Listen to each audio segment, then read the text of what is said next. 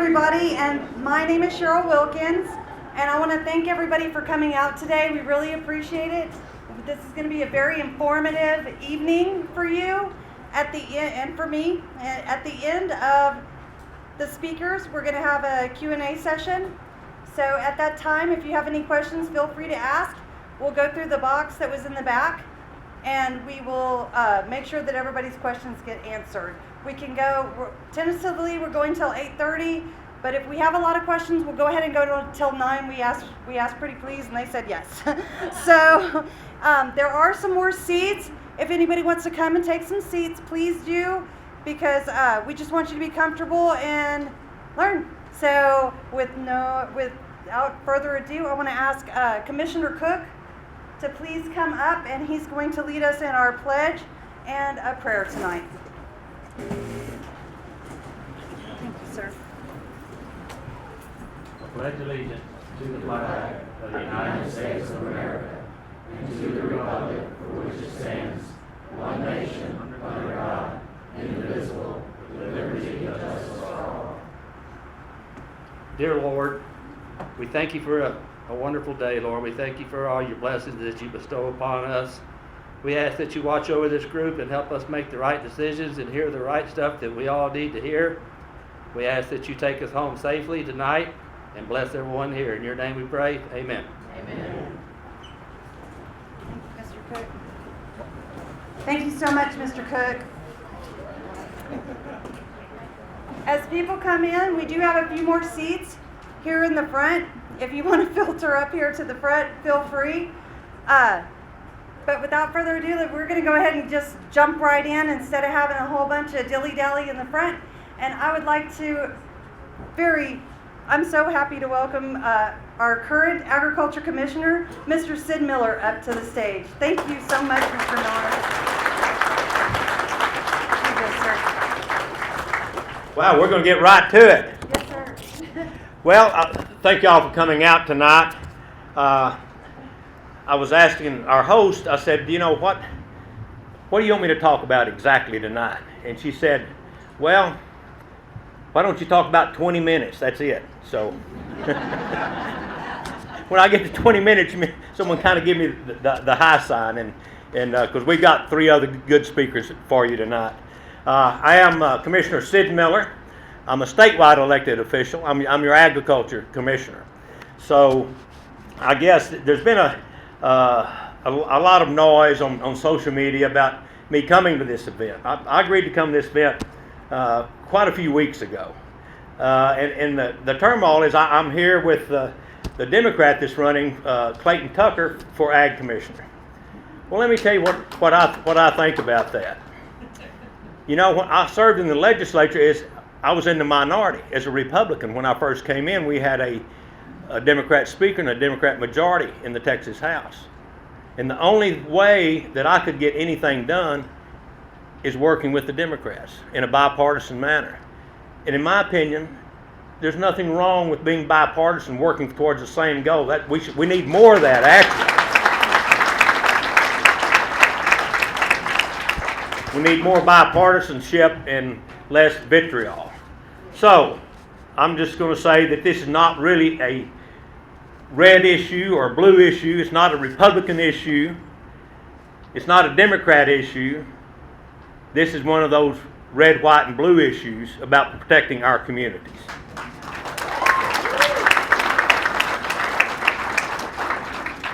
So, here's the problem we have.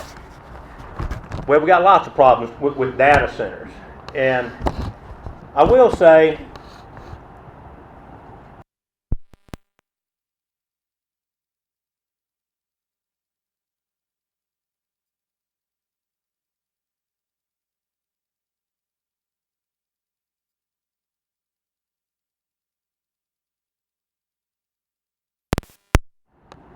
Greg Abbott took millions and millions of dollars from the data center, his largest donors.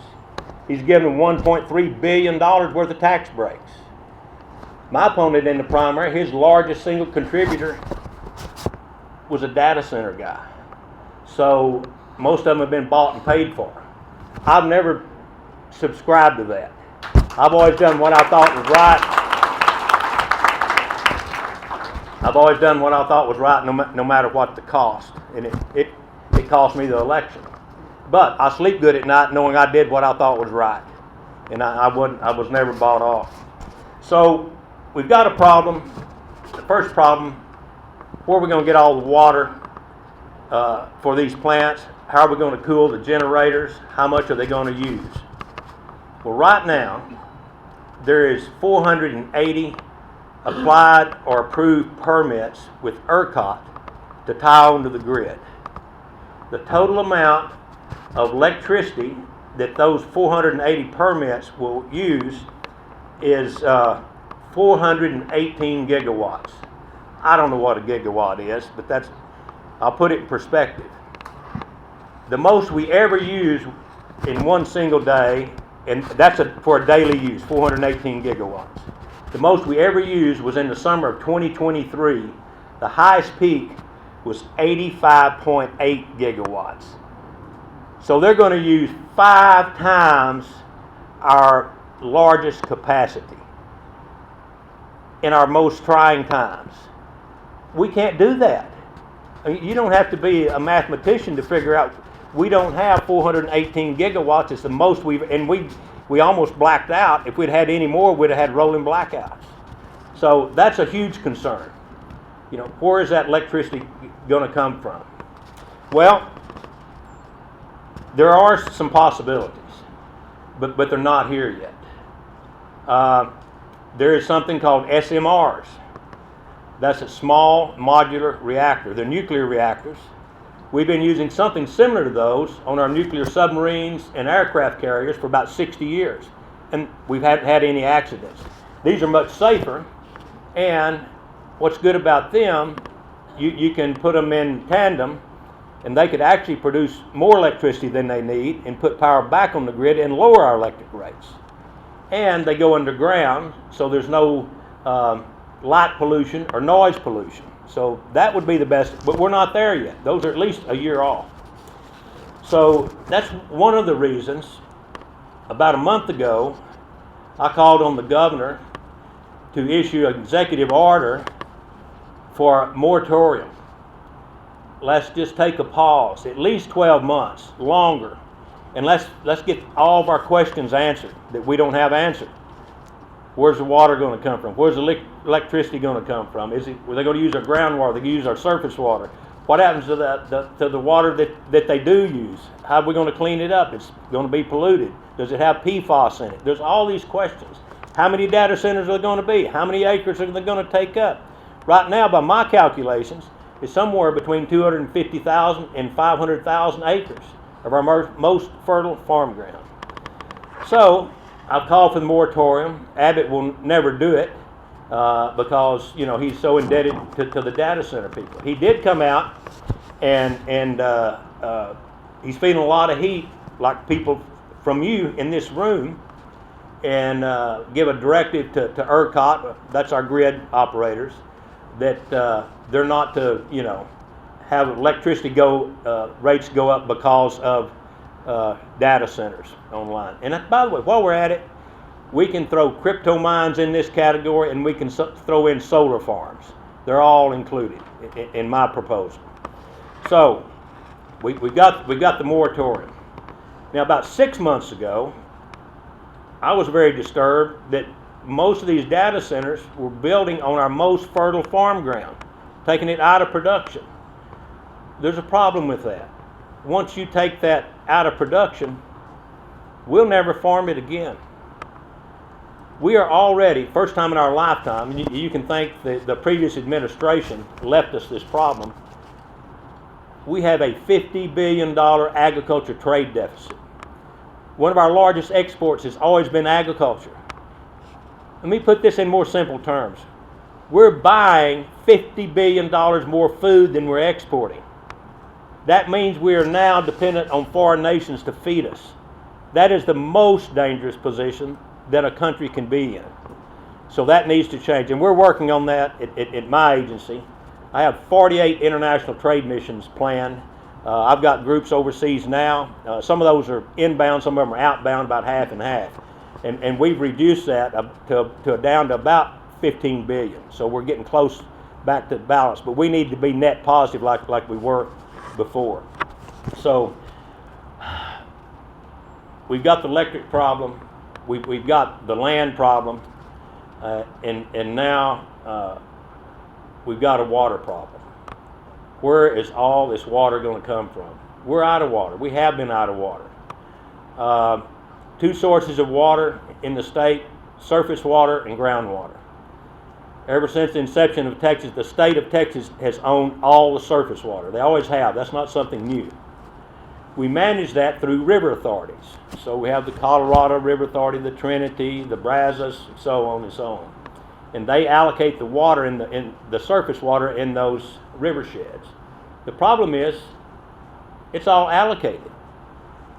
Y'all know very well, especially if you're a rice farmer, that you have guaranteed water, then you have interruptible water. Well, about 3 out of the last 5 years, our rice farmers got no water because we could interrupt them.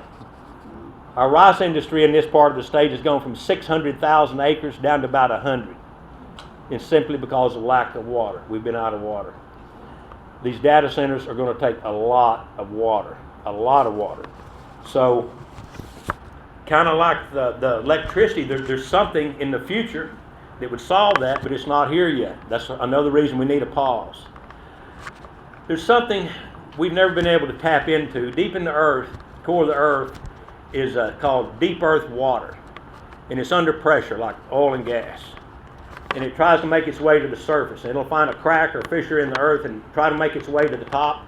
If you ever hit one of these, you have something called an artesian well. It just shoots out of the ground. I like to call it Genesis water, because in Genesis it talks about this water. It says, and the earth opened up and the water came forth and flooded the land. Well, that was deep earth water. And it's pure. It's never seen the atmosphere. It's never been contaminated. It's great. Well, we are almost there with the technology to find this water, these little cracks and fish. We can't drill to the center of the earth. It's not economical. But we can find these fingers that are within 300 feet, 500 feet, 1,000 feet of the surface. We do that with MRI technology. And the way that works, it slices the earth like photographs like this. So we can get it in little thin slices all the way down probably 1,000, 1,500 feet. And then we can find these, and with a 95% accuracy, we can drill into this deep earth water. And that would be a new source of water. It will revolutionize our state. We will be able to grow Pecos cantaloupes again where we don't have any water. We'll be able to farm rice. We can bring those all 600,000 acres back once we tap into that. We can bring our sugarcane industry back that has left our state forever. But we're not there yet. So another reason we need to take a pause. There's just so many things, and I'm probably about to run out of my time. But we just got to stop. There's absolutely no guardrails. They like to build in the county, and they don't like to build in the city limits because they have to ordinances and building codes and all this other stuff. If you build in the county, Texas, and this is one reason they come to Texas. In Texas, we do not give our counties ordinance-making authority. So they can't stop them. They can't tell them where to build. They can't tell them how much water to use. There's no guidelines. There's no regulation. There's no oversight. None. So with a year's pause, that would at least give the state legislature and Congress time to address this issue, because it is paramount that we get on top of this before we lose the lifestyle that we have in our community. With that, I'll take questions, but I think we're going to wait till all the speakers get through, and I'm going to stay around, even though today is my 49th wedding anniversary, and my wife is waiting for me at home. Thank you.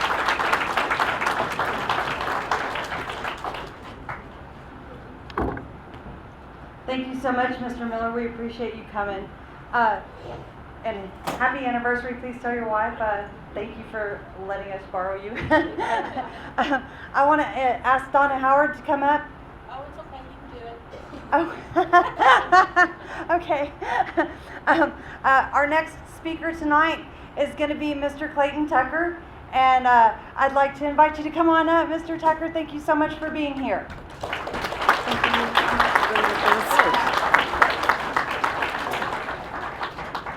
Howdy! If you can't tell, I raise goats, so I yell a lot. So thank you all so much for being here. This is incredibly important what you're doing. Because as Commissioner Miller mentioned, there's a lot of organized money on these data center side. But there's good news here. The one thing that can beat organized money is organized people. And that is what this looks like. So I want to talk a little bit about data centers. I'm becoming a walking encyclopedia about them. And then I will happily answer questions. I'll be around, and I'll do a quick wrap-up story of why I do have hope that we Texans can come together to defeat this. So let's talk data centers. These things are water hogs. I'm talking massive amounts of water. And we're already running out of water in this state. Corpus Christi is running out of water. They're planning to build 3 data centers there for some reason. And you got it through the Panhandle, you got it here, you just got it everywhere. And the thing is, they don't have to be using water. I mean, they'll say things like closed loop this or open loop that. A lot of that is a distraction. These really small data centers, like the ones that can fit in the size of this room, yes, you can have a closed loop. That is theoretically possible. But for the ones that are for AI, these massive, huge, mega monstrosities, closed loop systems are basically impossible. Creates too much heat. You have to drain it. What some do, they'll have one loop that is closed and another loop that is completely open. Or the closed loop system uses maybe 25 to 30% more electricity. And guess what? If that electricity comes from coal or natural gas, which it almost all does, that uses a lot of water. Now, it doesn't have to be that way, actually. And this is one of the things that we are going to be fighting for really, really toughly, is you don't have to use water at all. You can have a water-free data center. You can actually use a plant-based oil. From what I've been reading, hemp oil actually might be the very best thing. So one thing I'm going to want to mandate is that if there's any data center, both the ones that are existing and the new ones, hopefully we can stop them all. I'm pro full moratorium, pause all of it, that they use hemp oil, and that hemp oil is farmed by local farmers. So it's build that local economy. Let's talk about power. These things use powers of entire cities. We are really, in effect, building entire new cities. Like the one up in Amarillo, that is about 4 City of Austins. The one in Abilene, that is Seattle. The one in Leon County, that is, if I remember right, 1 to 1.5 Austins. Like that is how much power we're building, and this is going to cause mass inflation. Because yeah, they'll say, oh, we're building our own power plants. Well, guess what? Elon Musk built a data center in 120 days. What kind of power plant can you build in 120 days? You can't. It's just not possible. So what they do is they throw up a bunch of diesel or methane generators and they pollute the local atmosphere, releasing all those toxins literally next to neighborhoods, literally next to farms. And oftentimes, even if they do pay for the power plant themselves, they don't pay for the connections, those lines. You know, those 765 lines cutting across Texas, scouring our land? Those lines are going to be out on your power bill. Your power bill might go up $100, $200 a month just because of those lines. Even if you live nowhere near them, yet they are forcing all of us in this room to pay for those lines. Now let's talk about some other things, and this is where I start getting a little bit more concerned. The heat and the noise. These things can create heat islands, little heat bubbles, where temperatures can be 4 to 16 degrees hotter. Let me ask you something. Does it get hot in Texas? Particularly during the summer? What is that going to do to our crops? What is it going to do to our milo, to our soy, to our corn, to rice? What is that going to do to our trees? Like, let's not even think about it just in crops. What is that going to do to our plants? What is that going to do to our health when a 100-degree day suddenly becomes a 120-degree day? And then there's the noise. Y'all, these things can create serious noise. And it's both the noise you can hear, but also the noise you can feel. So I talked to one guy just north of Dallas. He actually lives next to one of those battery facilities, the BESS, as they call them. And those create noise too, not as much noise as the data centers, that's like a whole new level, but that BESS system, which was created right across from his farmland, right across from his fence. And he was telling me he worked all his life to get that farm, he was so proud of it. And then they built that facility, and his cows started having stillbirths. The next year, all stillbirths again. And it happened again and again, and not a new single calf. And then he had to sell. Couldn't make it. But those things also take property values. So he actually lost $100,000 in that deal. They don't also tell you that when they build those things, your property values are going to plummet.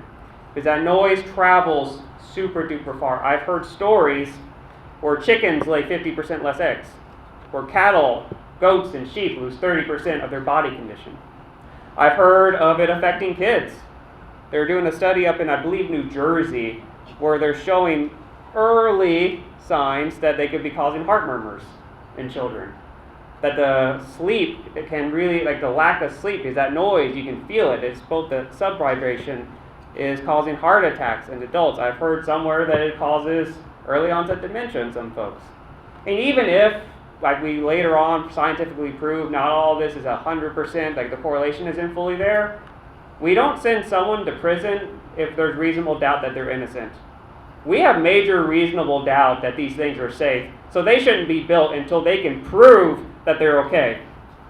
So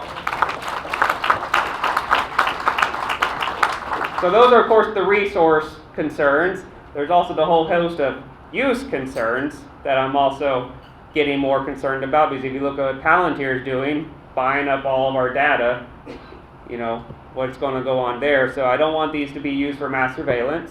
I don't want this to be using the jobs of my generation away, automating all those, or the jobs of your kids or grandkids, or my kids or grandkids, until we have an actual plan. Which is why, I stand here with the commissioner as one of the very few candidates, frankly, from either side of the party, or either side of the aisle, who just wants a straight-up moratorium. Just a full-on, pause everything, let's really figure this out. Let's follow the money, let's figure out what's going on. Why are you doing this? Why are you messing up with our Texas? Because we're all for economic development. Rural Texas, rural America has been in an economic death spiral for decades. We all know it. I live in Lampasas. If you're not quite sure where that is, if you can find the center of Texas, you can find Lampasas. We're equally far from everywhere else. And I'm the secretary of the Texas Farmers Union, one of the few farm groups that has called for a full moratorium on these data centers until certain conditions are met, like no water, better power, and don't stick them on our farmland, find an abandoned warehouse in the city and throw them in there. And so we have to protect our rural folks. We have to protect all Texans. Because at the end of the day, I believe all Texans really just want the same thing. We want the right to quiet enjoyment of our property, doing what we love with those we love for as long as God given us time on this earth. But then you got these elite folks, these greedy few, whether you call them the robber barons, the tech barons, the oligarchs, the billionaires, they're mostly all the same. And they use their bots, they use their propaganda, and they use their algorithms to get us to fight each other. Get us going left versus right, city versus country. And as they fight each other, they can pluck the wings of the American eagle to feather their own nest. That's what's going on, in my opinion. And this is the good news, is that none of this is really new. We have been here before. It was called the First Gilded Age. And this is the thing, it was actually Texans, particularly Texas populists, that defeated the First Gilded Age. And it united Texans of all stripes. It united the left and the right of the era. It united the rural Texans and the city Texans. It united all of them to fight those who were really coming for us, coming to pillage our government, coming to pillage our land, take our water, take our resources. And those folks told them no. And by them fighting, they created the middle class that we enjoy today. We have done this before. History may not repeat, but it is certainly rhyming right now.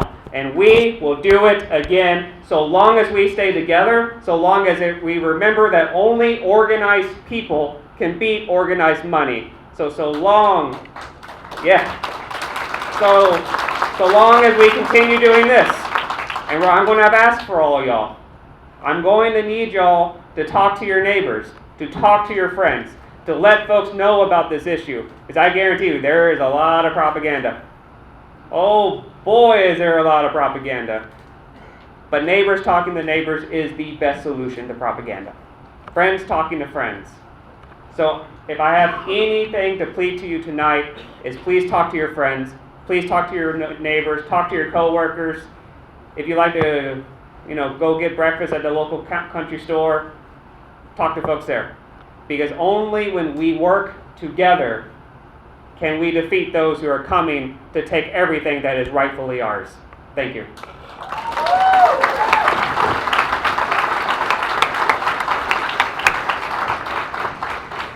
Thank you, Mr. Clayton Tucker. We're going to keep on trucking with our agenda tonight. So next is going to be Mr. Mike Rice. I don't know if you need this here, Mike. I'm sorry. Thank you, Donna. Here, I'm gonna let you. There you go.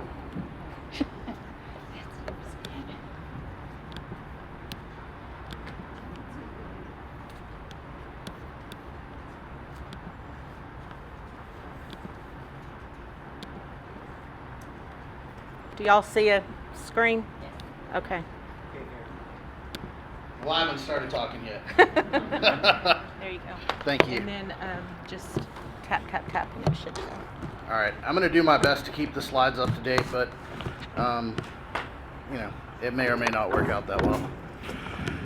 My name is Michael Rice. Let's see here. I want to start by telling you what it is I do for a living. Am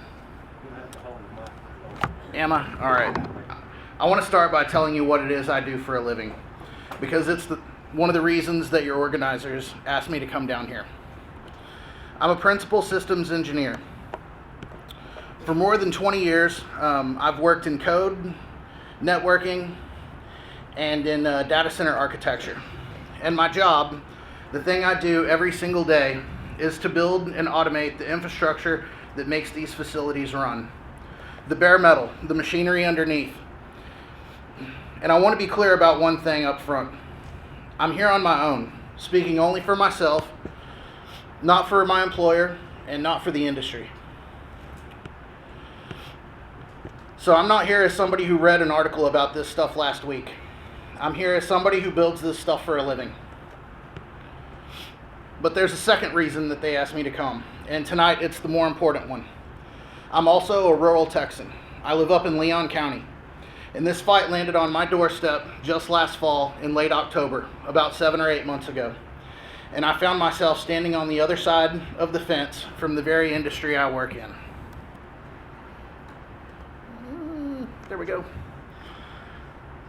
So I've seen both sides, how these things work on the inside and what it feels like to sit in a county meeting and try and be heard, because I'm still in that fight right now. Before I move on, one word about the letter your organizer sent me. The hardest line in it wasn't about noise, it wasn't about water, and it wasn't about fire. It was 4 words. Many still feel unheard. I read that 3 or 4 times because I know that feeling. So let me say it plainly. I believe you. You're not anti-progress, and you're not invisible. But here's the main thing I want you to leave with tonight. You can't fight what you can't name. So let's name it. Let me show you what's actually coming.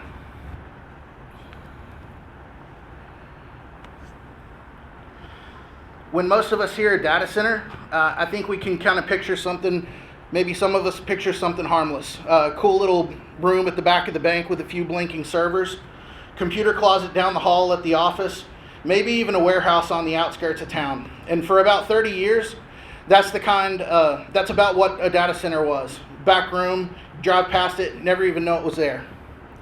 But what's being proposed now is not that. It's not even close. A hyperscale AI or crypto facility is not an office with some computers in it. It's an industrial plant that happens to be full of computers. Think less back room and more of a refinery. It runs flat out, day and night, it never closes, and it has the appetite of a factory. How big of an appetite? Let me make it concrete, because this is the exact hardware I work with. Take one of the new AI server racks into these buildings. It's a Dell cabinet built on NVIDIA's latest Blackwell chips. One rack is about the footprint of 2 refrigerators standing side by side. The spec sheet lists its power shelves at 33 kilowatts apiece, and a full rack runs 4 to 6 of those. So we can just call that 130 kilowatts, full tilt around the clock. Now, the average Texas home runs on about 1.5 kilowatts at any given time. And we use more than most of the country because of all the air conditioning we have to run. So do the math with me. One rack, 2 refrigerators worth of space, eats the electricity of roughly 90 homes. A whole entire neighborhood, running inside one cabinet, 24 hours a day, 7 days a week. Now, line up enough of those to fill up a 10 megawatt crypto site, and you're pulling the power of just about every home in Bay City at one site. And that 500 megawatt deal Google just signed for Matagorda's power, that's enough electricity to run every home in this entire county roughly 24 times over. And to keep all these computers from cooking themselves, many of them drink water for cooling, a small town's worth every single day, in a state where water is already the whole ball game. Now you'll hear 2 words thrown around, crypto and AI. So here's the simple difference. Crypto mining is rooms full of machines running full out around the clock to win what amounts to a digital lottery. AI is training and running those big computer models everyone's talking about. ChatGPT, Claude, Gemini. The same enormous hunger for power and for cooling, it's just a different rhythm. Now, for folks who might be here who work in this industry with that stuff, yes, I am definitely simplifying. The load profiles are different. But for everybody else, here's what you really need to carry out of this room. Whether it's crypto or whether it's AI, it's an industrial scale power, heat, and noise on a scale this county has never zoned for and has never had a reason to. And if any of this feels far off, let me bring it home, because it's already happening here. And the scale has jumped. This spring, a developer called Linear Energy signed a 15-year deal with Google. Yes, that Google. To sell 500 megawatts of power from a solar project right here in Matagorda County. 3,500 acres to help run Google's data centers. 500 megawatts.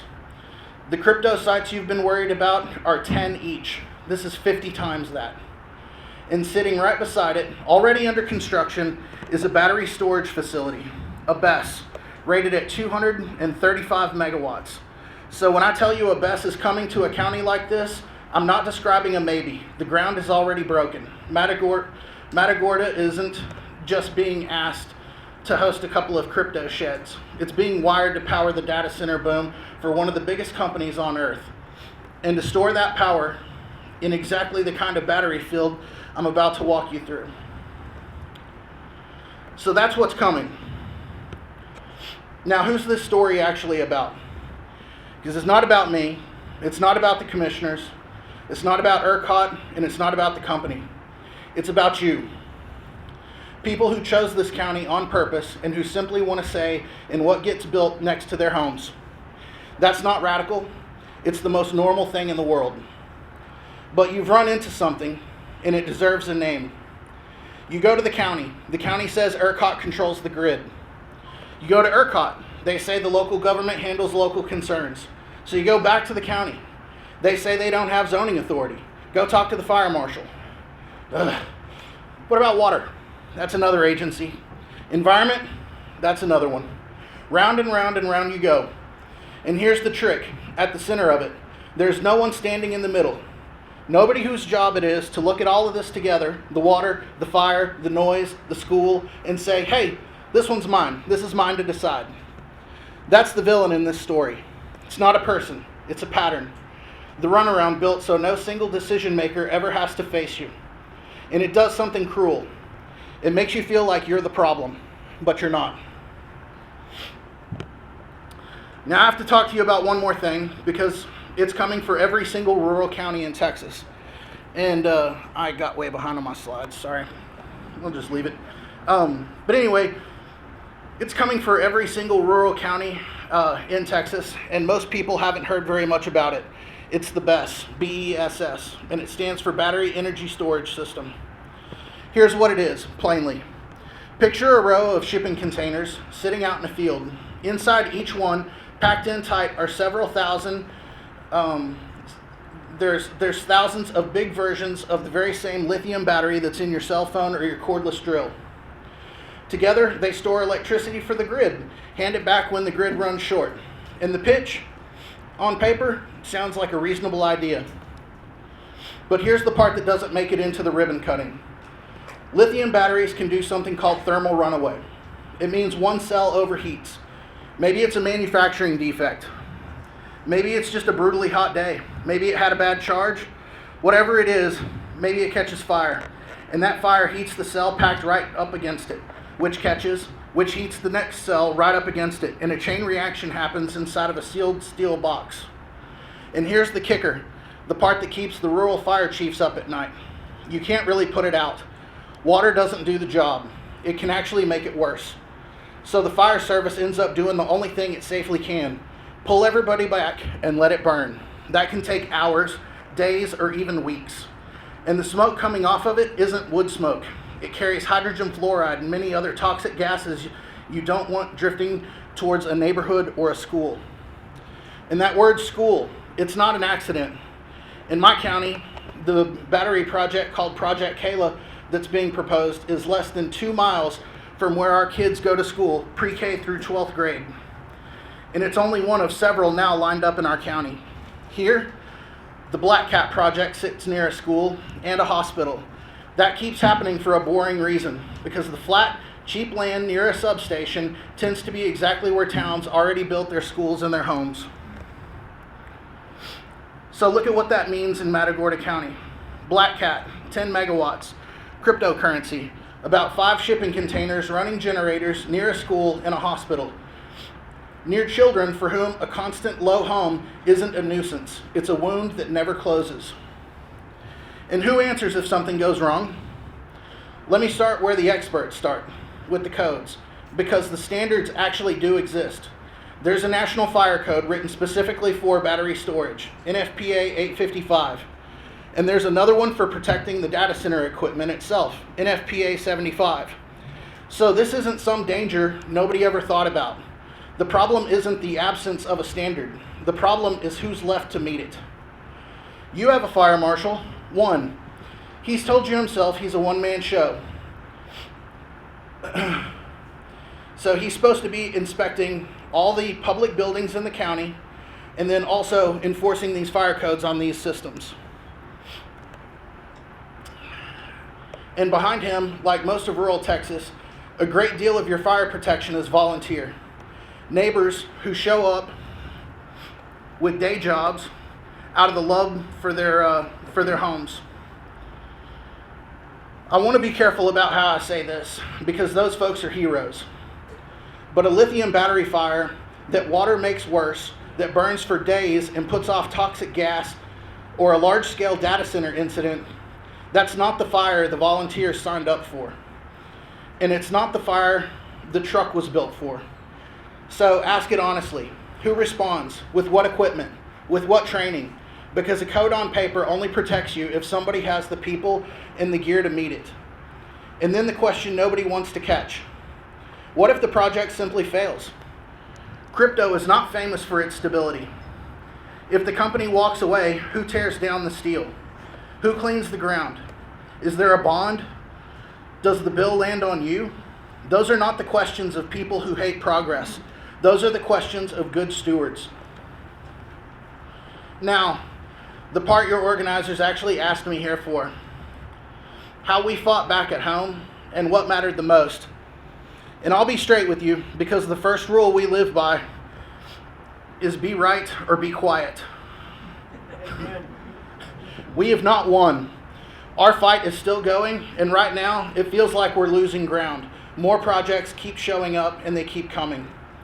So I'm not selling you a victory. I'm handing you what we learned the hard way. A few months ahead of you on the same road, so you don't lose the time that we've lost. And the biggest lesson so far is this. What's kept us standing isn't the loudest. It isn't being the loudest. It's being the most organized. 3 things have mattered more than everything else. First, become the information. When we started, our information lived on Facebook. It was scattered, it was buried by the algorithm, and it was gone in a day. So we built one place that held everything. Every meeting date, every document, plain language explainers, so that a busy parent can understand a filing in 5 minutes. We call it Know Leon County, K-N-O-W. There's no login, there's no algorithm, there's no gatekeeper.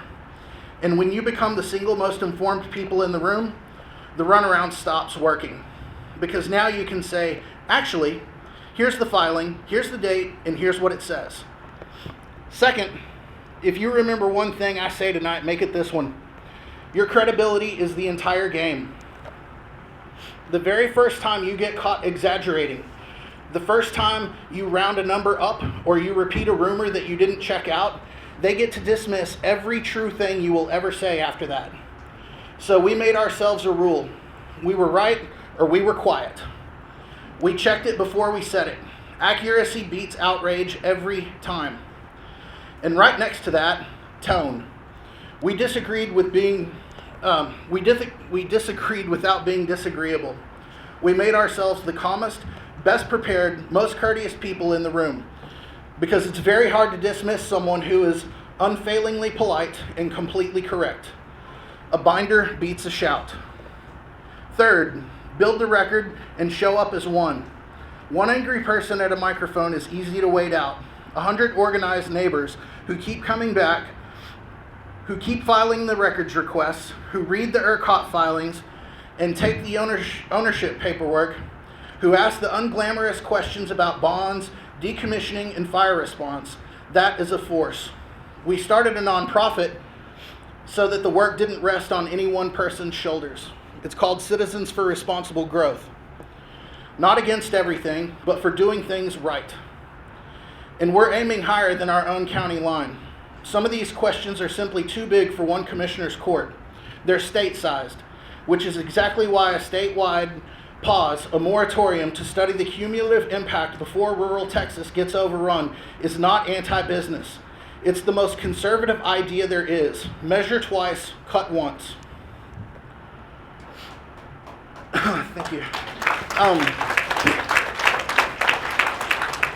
And if there are any commissioners or county leaders here tonight, anyone with a vote on a tax abatement, let me speak to you for just a minute, neighbor to neighbor.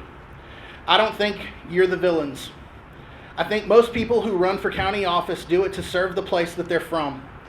But I'd ask that you think about one thing, your legacy. A tax abatement is temporary, 10 years, maybe 20. The things people in this room are worried about don't run on that clock. Water doesn't. Contamination doesn't. So picture the version that doesn't go the way you were promised. The aquifer gets drawn down. There's a leak in the ground. The noise that never stops. One nuisance lawsuit that becomes hundreds. In that version, the company's gone. The consultants are gone. And your name is still on the vote. The only thing this community remembers about your time in office is that you were the one who let it happen. That's not a legacy anybody runs for office hoping to leave. And here's the grace in it. You don't have to gamble on it. The careful path, the let's slow down and get the questions answered first path, is not the anti-growth path. It's the legacy protecting path. Caution is simply how you make sure the thing people remember is that you got it right. So here's what I'm asking. This week, not someday, just the first thing, pick one place to put the truth. A shared folder, a shared calendar, that's more than enough to at least get started. And become the people who know. Then bring 2 neighbors who aren't here tonight. That's the whole first move. Because there are really only 2 futures here. They're up on the screen. They're not, because I got so far behind, sorry. In one, everyone stays tired. The room empties out, and the hum starts next to that school, and it never stops. In the other, you're the best informed, hardest to ignore community in rural Texas. And whatever gets built with your fingerprints on it. Not because someone handed you a voice, but because you built one that couldn't be turned off. You came here tonight for validation that your concerns are reasonable, lawful, and worth taking serious. So let me give it to you. As somebody who builds these things for a living and who is fighting one at home, you're right to ask. You're right to keep asking, and you were never the problem. You are not invisible. You never were. You just hadn't been seen together yet. Thank you very much.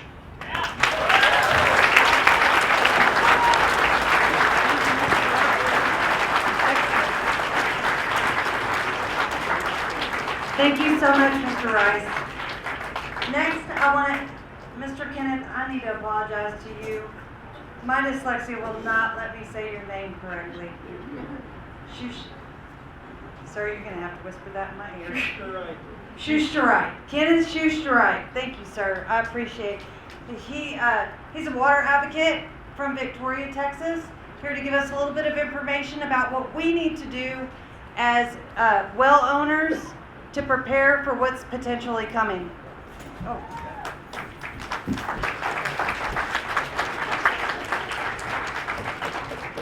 Thank you, sir. Well, I never thought I'd ever be doing this again. My name is Kenneth Schustgereit. I'm from Victoria. Up until, I don't know, a few years ago, I was the loudest mouth in the entire county. This guy right here is my new hero.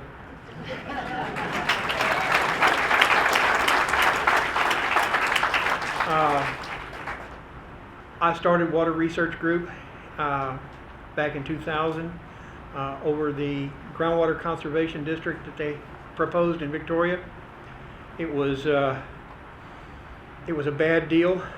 I got us a better deal, but I learned really quickly that the groundwater conservation district, your groundwater conservation district, is there to do one thing: manage depletion. It's not there to conserve your water. It's there to manage your depletion. I don't care if there are groundwater conservation district members in this crowd tonight. You know it's your job to manage depletion. Unless you can stop transport of water out of your county, it's your job to manage depletion. Now what I want to get across to you tonight, one of the things, is that everybody in this room that has a well, turn this back on them. The Water Conservation District really can't do anything to help you, except they can keep your records. Everybody this week, go to your county health department. Get a well test kit. Most counties have a well test kit. Follow the instructions. Take it back. Let them analyze it. It'll probably cost you $15 or $20. Then take those results and file them with your Water Conservation District. Keep a copy for yourself. File another copy with your family lawyer. That way, if this monstrosity they have planned messes up your water, and it will, I guarantee it will, you have a history of clean water. You can say, hey, back in 2026, I had my water tested. Here's a copy of it. The Groundwater Conservation District has a copy of it, and the county has a copy of it. So, you messed up my water, pay. You cannot go to court. You have no standing in court unless you have a history of clean water. Now, your aquifer. Okay. Your aquifers, plural, is part of the Gulf Coast Aquifer System. Right down here below us, we are within a couple of miles from the river. Right down here below us is a river underflow. Okay? When the river is high, the flow is away from the river. the underflow is nice and plump.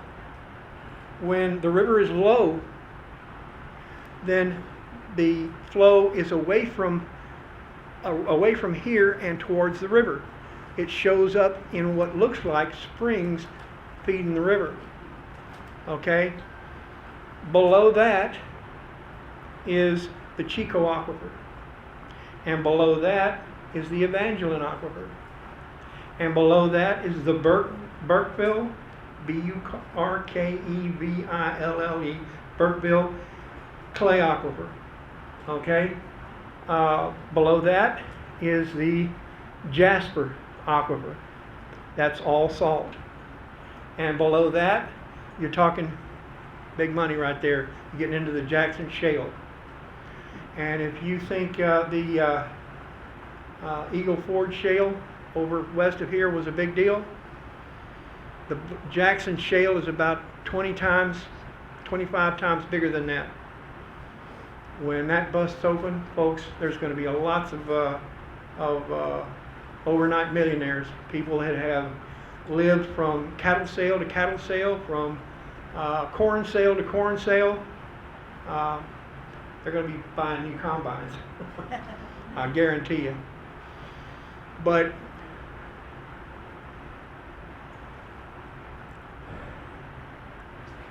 I had to dumb this down for some very highly educated individuals on city council and commissioner's court in Victoria.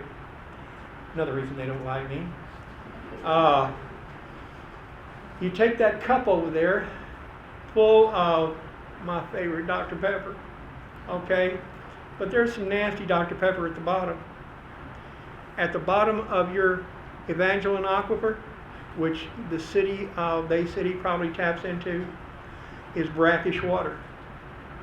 Now, a lot of these people coming along saying, well, we're going to use this for this industrial project, this for this data center, this for this, whatever, but we're going to take it off the, we're going to take the brackish water. Okay, well, I look at that cup, and it's the same analogy. I look at that cup, I stick a straw in it, and I start drawing off the bottom. What happens to the top?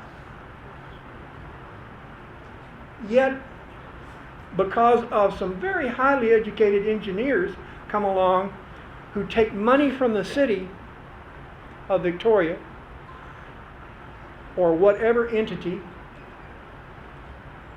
they say, oh yeah, you can take that brackish water. It defies common sense, yet the city of Victoria spent thousands and thousands and thousands of dollars for them to do that study. Blows my mind.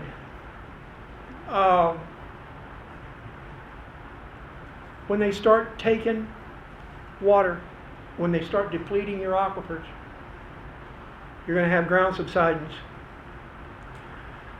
Now the Galveston Groundwater Conservation District noted that at one time they put in a test well out in southern Galveston, and they built a little concrete slab around it. And everybody in here that knows Houston and the Galveston area, Harris County, they've depleted their aquifer, and that little cement slab 10 years ago was 19 feet in the air. That's groundwater subsidence.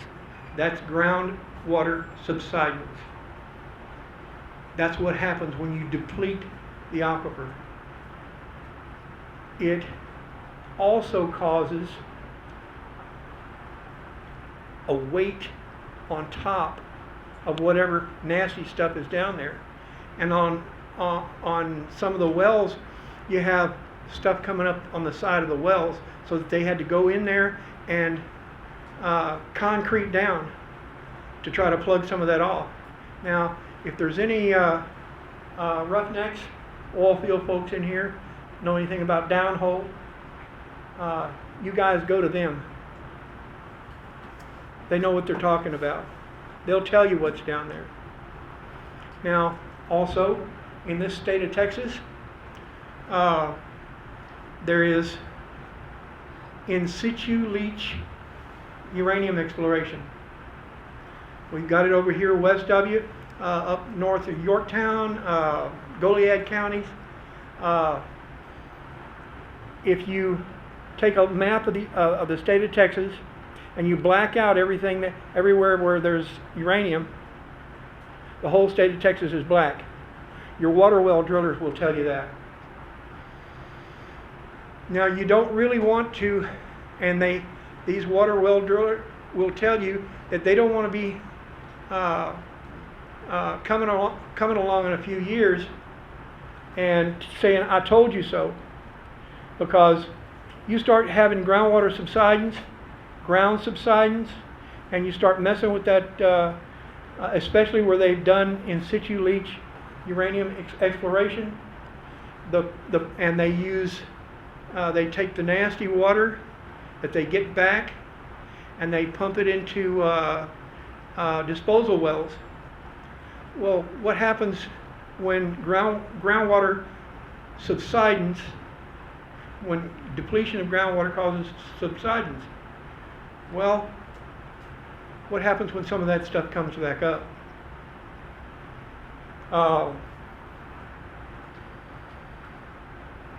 I have a small pecan orchard my dad and I planted. We've got 42 trees left on our property. Each tree requires 5,000 gallons per month of water, groundwater, rainwater, water to live, to produce. Needless to say, my little 3/4 inch submersible can't supply that. So I rely on mulch, I rely on ground cover, I rely on hay, I rely on anything I can get into that soil to hold water. My dad got me involved in this because he put in all that work after retirement from Union Carbide, and he didn't expect Senate Bill 2 to come along and people coming after our groundwater.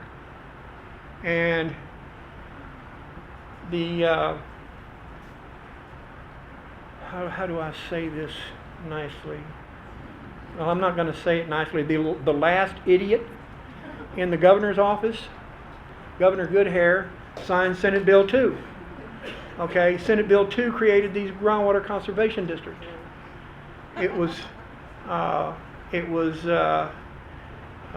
I'm Facebook friends with one of the guys that brought that about, and the look on his face after he did all that work, the look on his face, I didn't want to get involved in this. I didn't want to get involved in the last water fight. It looked like too much work. Well, folks, this is going to take work. This unemployed plant electrician who helped build some of the first data centers in Texas in the chemical plants. This unemployed electrician, by the grace of God, was able to stop a $1.2 billion project. Okay? Now, $1.2 billion is pocket change now.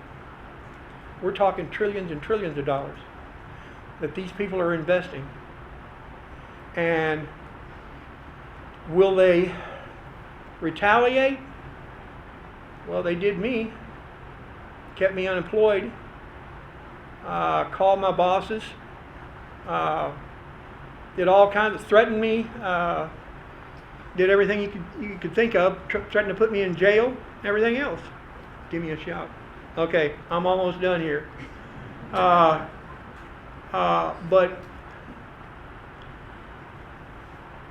they will put up a fight. This is going to be an alley fight. It's not going to be a gentleman's fight, but it's going to be an alley fight. But like he said, you can have an alley fight and still be nice about it.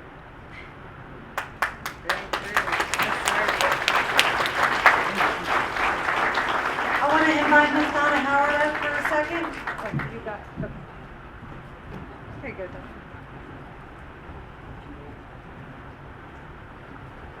Well, I had a script written out because, as my favorite Commissioner Cook, Precinct 1, he's my commissioner. He came tonight. He knows that I can run long when I don't have my script, and I don't have it, but I'll try to be quick. I know, he loves cutting me off on my 3 minutes. That's what I kind of wanted to touch on tonight, is really about, if any of you have been following Erin Brockovich, one of the biggest things she came out and talked about that she's hearing from all over the nation is that people are tired of not having any transparency. That's the biggest issue. When I started in with this, Cheryl invited me in. I had no idea how Commissioner's Court worked. And my emotions have been through the gamut. And I have learned a lot. And so for those of you that don't, and I don't by any means know everything now, but for those of you that don't really understand how Commissioner's Court works, I want to tell you a little bit about what I've learned. When you go into a Commissioner's Court meeting on Monday morning, they can listen to you speak your 3 minutes in. But by Texas law, they cannot engage in conversation with you. They are not deliberately keeping information from you in that regard, okay? A lot of people have asked me over and over, where are these projects going in at? How many are there? It is very, very difficult to find that information. You have to go to all different kinds of resources. Go to ERCOT, dig up what information you can find. It's like trying to put a puzzle together. And even to date, I really could not tell you anything about what is actually going in each physical location except for the Buckeye Project and the Black Cat Data Center. It's been touched on tonight several times that it's important that whatever you say is accurate information.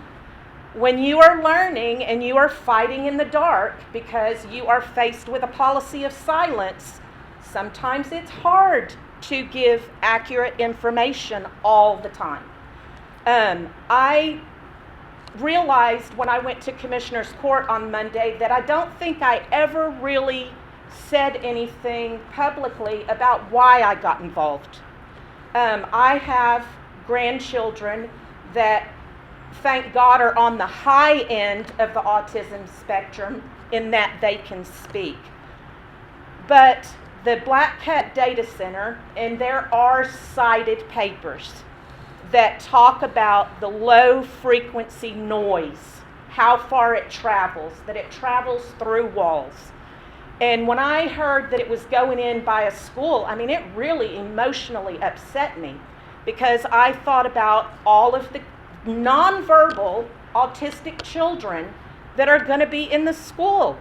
I'll give you an example. My 14-year-old, if I plug in an induction plate, I think everybody knows what those are, he will cry. I mean, literally cry because of the pain in his ears. I can't hear anything. The first time he did it, you know how it is, I thought he was yanking my chain, you know, what are you talking about? But no, he was bawling, he was crying. But to get information, or you stand up in Commissioner's Court, you say your 3 minutes, and you walk away feeling like crap because you have no clue. Did you make an impact? Is it going to make a difference? Because there's no information out there.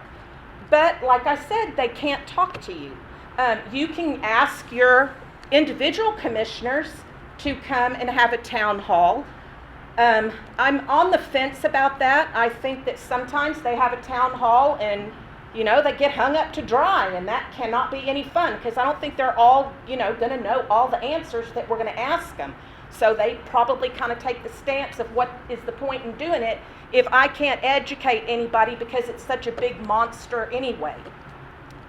So one of the things that I came across this week, and what I am going to encourage our Commissioner's Court to do, because I think in this county we need a change. We need more transparency when it comes to Commissioner's Court. So what I learned is while you can go on a weekly basis and you can pull the agenda and you can see what's going to be on the agenda, when you go, it's voted on, okay? A decision has already been made. Whatever it is, if you put in a public information request, God bless Jenna Fortenberry, I think we have deluged the poor girl, you don't find anything out until after the fact. I'm probably going to butcher the spelling, but I'm just going to give you one example because it was an easy one for me to pull up for today. In Ector County, Texas? There you go. Okay. All right. Yeah, Odessa, Midland. That's where I'm from. Okay, wow. I'm surprised it's up there. They got so much data center stuff going on up there. But when they put their agenda out, they put every bit of the packet that goes with it online for the public to see. With our commissioners' court, the commissioners have to go pick up the packet. If you have a question on an agenda that is in another precinct's problem or whatever, they're not going to talk to you about it. It's just a cycle, and we all feel frustrated. We feel like we're not getting answers. Again, I don't think that it is intentional on the commissioner's court. I don't. I'm starting to realize the real legal parameters that they have to operate in. But we cannot make changes at the commissioner's court if all of you walk away from here tonight and stay silent. One of the things I am big excited about is that so many of you turned out, so many more are watching live stream. You have to take a voice. You have to make a difference. And if you don't call into commissioner's court or wherever, I really don't know where we call to request that change, they need to start posting the packet online with the agenda so that we know full well what they will be voting for on Monday. So that if you want to take ownership of a problem that you do not agree with, you get the opportunity to do so beforehand and not after the fact. So that's my thing. All right. Thank you, Donna. I agree with everything that she just said. Transparency is the key. It's the key for us to work together with y'all. It's the key to keep our county the way that we need it. We need to protect our water, and we need to protect our citizens. And I want to thank everybody for being out here tonight. We're about to open up the Q&A. I want to start with our commissioner here because he needs to get to his wife. So now this part here we didn't really prepare for. So if you have a question, please raise your hand, and if you don't mind coming to the center, or if you're loud like me. Yes, sir.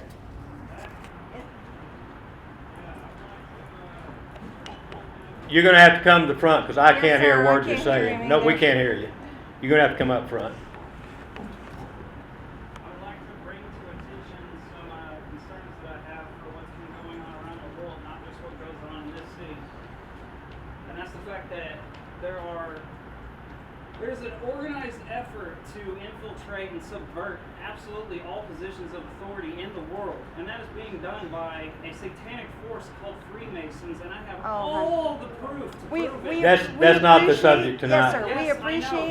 You're gonna have to sit down. That's not the subject. We're not getting into that. Please don't contradict the whole conversation this woman just had. Look, I agree with you, honey, but this is. We're going to have the deputy. You're going to have to remove him. You cannot fix the problem when those who are perpetrating the problem are not removed from the positions of power that they are in. You want to shut me down because you don't want me to tell the truth to the people. Martin Luther King, cut a man's tongue off. You only prove that you fear what he might say. This man has wronged me. You don't even know.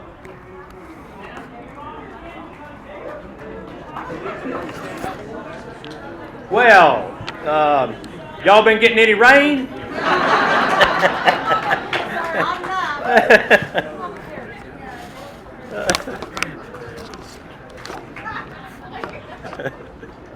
Come on up.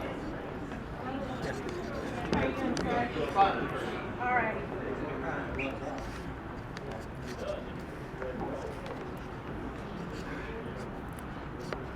Very interesting.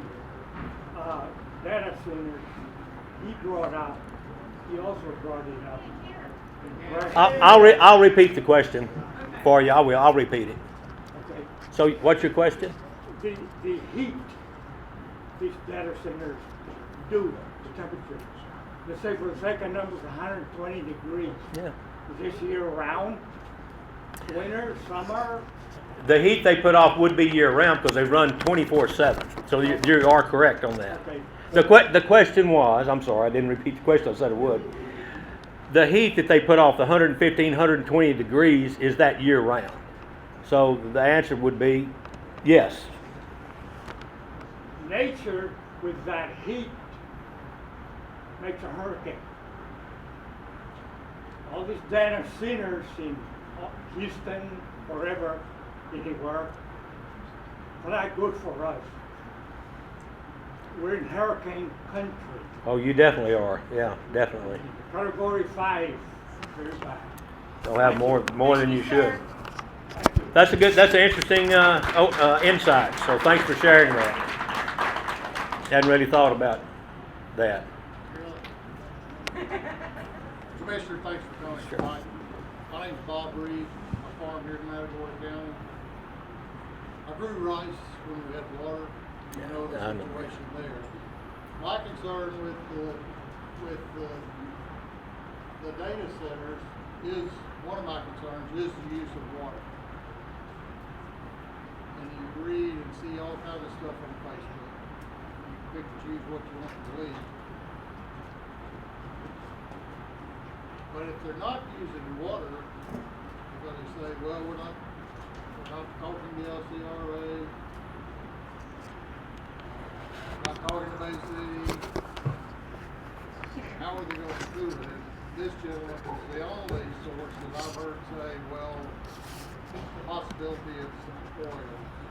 No, I'm sorry, excuse me. But that's the only time I've heard that mentioned. So my concern is the water. Right. We still use water for agriculture. Sure. Cattle, When you can get it, you use it. Yeah. You don't always have it to get. That's one of my big concerns. So the question is, what are we going to do? How are we going to be able to continue to farm with all the data centers and what address the water usage? So we have a 50-year water plan by the Texas Water Development Board. They just overhauled it. It's the 2027 water plan. It's a good plan. I think it calls for a $170 billion investment in Texas. The legislature just put $3 billion in the last legislative session for water infrastructure and water projects. The problem is they didn't figure in data centers. They're not even in the 50-year water plan, and they're going to be our largest water user. That's one reason that about 6 months ago I worked real hard with Congressman Sessions, and he's filing it for me, is these agriculture freedom zones.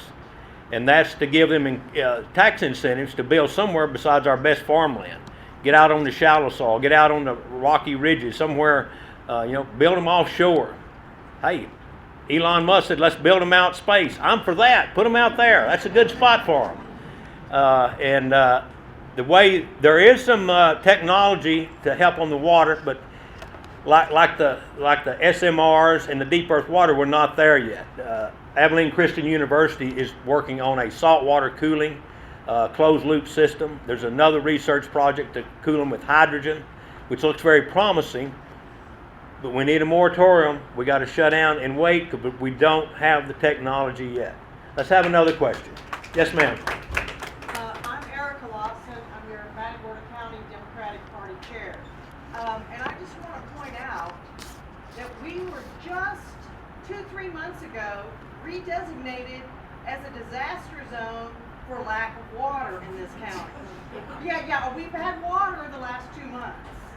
But we have gone through the last 10 years of being way down on the amount of water that falls in this county out of the sky. If we can't have it coming out of the lower Colorado River, it's got to come from somewhere, and we don't have a way to get it out of the Gulf of Mexico. So we have a real problem with water in this county. I would request, it's less of a question, more of a request. Sir, as our agricultural commissioner, please take back the message that we, the counties that are suffering from drought, do not need any kind of thing that's going to take more water out of our county when we can't even manage the water we have. We're losing water That's too fast. a very good point. The question is, well, I'll take the message back that we can't afford any more water users in this space, especially data centers. So this is bipartisan. She's the county Democrat chair. I'm a Republican. I agree with her. We're on the same page. I mean, just tell you, absolutely. And I'll tell you about your candidate over here. He's right on other issues too. He's right on the issue on screw worms, that we need to use the SWAS system to get rid of them. The USDA is not doing enough. They let them move 1,100 miles from southern Mexico. Now they're in Texas and New Mexico. He's also right in calling on the governor, along with myself, to suspend the gas tax. Everybody in here could use 20 cents a gallon off your gas, couldn't you? Well, he's right on that issue too. So there are issues that we do agree on. We don't agree on all of them. We probably never will. But there's certainly nothing wrong about working together on the issues that we can agree on. So thank you for your input. Any more questions, or I'll need to hand it to the next person? Yes, one more, two more. I got two more. You first, and then you. Well, two in the back. Okay. My name is Tammy Franz, and I'm a farmer here in Matagorda County. And my question is, how can we stop foreign countries from buying our farmland? The Buckeye project has been purchased from China, and so my biggest concern. Which project was purchased? The Buckeye project. I don't know what Buckeye. What do you? That's next to the South Texas nuclear project. Okay. Right here in our county, and we farm next door. And the Buckeye Ranch was purchased from China about 10 years ago, and now that's where the project is going in, and Okay. it's a large-scale project. Okay. The main question is how do we can stop our enemies from buying our farmland? So this started and got my attention about 6 years ago when a Chinese national military guy bought 140,000 acres near Del Rio. He had intentions of putting up a wind farm there. If you know anything about Del Rio, it's right next to Laughlin Air Force Base. If you know anything about Laughlin Air Force Base, it's where we keep our most top secret plane, the U-2 spy plane. And so we let them set up shop right next door to our most top secret aircraft. I raised Cain about it, got to the legislature, not in time to stop the sale, but we did stop the wind farm. Typical legislature, we didn't go far enough, so he decided to put up a solar farm. So we had to come up and do that. And I worked with Senator Lois Kolkhorst. We drafted legislation, we passed it, and we've stopped any of our foreign adversaries from buying farmland in Texas. And it's in the works at the federal level too. The good news is that gentleman that bought that 140,000 acres, pardon my speech, but we give him so much hell, he's put it on the market and went back to China, and it's up for sale. There was a couple in the back, right over here on the right. Hi, I'm from Victoria. I actually am a kindergarten teacher, so I can project pretty well. Okay. So I took about 5 pages of notes, and I'd like to thank Clayton and Mike and Mr. Schustgereit, who is also from Victoria, and you, Mr. Miller, for all of this information. I've been writing things down like crazy. One of the things that I noticed that you said at the very outset, however, that I'm trying to process for when I drive back to Victoria, because Victoria has a lot of Republican voters. And at the outset, you said that the guy that primaried you, Nate Sheets, is bought and paid for by the data industry, and Greg Abbott is also bought and paid for by the data industry. So does that mean for us that unless we want to be just concreted over with data centers, that we need to look to candidates like Clayton Tucker and Gina Inohosa, who aren't bought and paid for by these awful data center billionaires? You know, basically what she's asking is should we vote on the issues that count towards us? And I would say vote your conscience. Vote who you think represents you the best. Absolutely. Yes, sir. There's been a lot of talk tonight about organizing and coming together, and I just want to know what sources are there, what outreach programs, and is there anything being done on a government level to bring the people of its governance together? Well, is there anything being done? Maybe y'all heard it. He's pretty loud. But is there anything being done? Is there any source of information? Is anywhere we can go to get data and information and statistics? The number of data centers, how much water they use, how much electricity, how much farmland they gobbled up. The answer is there's no source anywhere. That's why we need a moratorium. We've got to slow down. We don't even know how many of them there are.